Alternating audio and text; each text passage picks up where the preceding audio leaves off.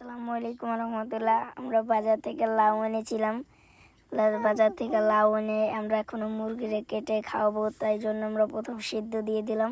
তো আমাদের সিদ্ধ করা কমপ্লিট। এখন আমরা মুরগিকে খাওয়ানোর জন্য আমরা ঢেলে দেবো।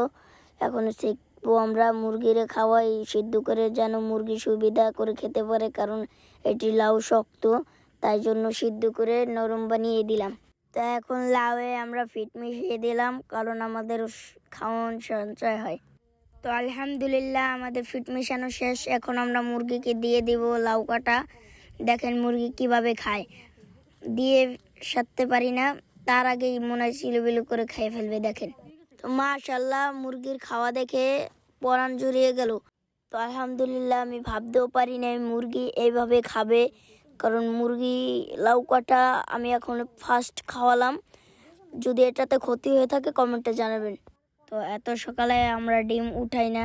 ডিম উঠানোর একটি কারণ, কালকে আমরা ডিম পাইকারের কাছে দিয়েছি, বাইরে একজন আমাদের কাস্টমার এসেছে, তাকে নগদ ডিম দিলাম।